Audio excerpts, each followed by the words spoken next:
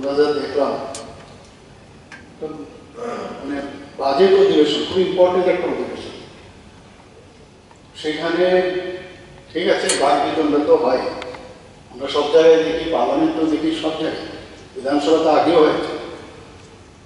আমার মনে হয় আপনার মাধ্যমে এবং এখানে যারা উপস্থিত আছেন সবাইকে আমি জানাতে চাই এবং আপিল করতে চাই, যারা বিরোধী দলের যারা এখান থেকে বেরিয়ে গেছে, গণতন্ত্রতে ঠিক আছে, রাইট আছে হয়তো বা, কিন্তু ফিরে আসে। কিন্তু এখন যা সুনাম খবর আসছে, ওনারা নাকি পুরো যে বিধানসভার অধিবেশন বাকি যে দিনগুলো আছে ওনারা নাকি অ্যাবসেন্ট থাকবে।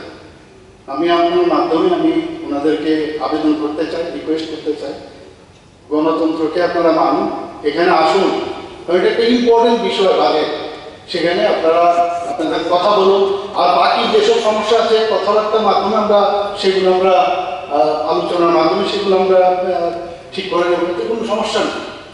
ধন্যবাদ। ধন্যবাদ।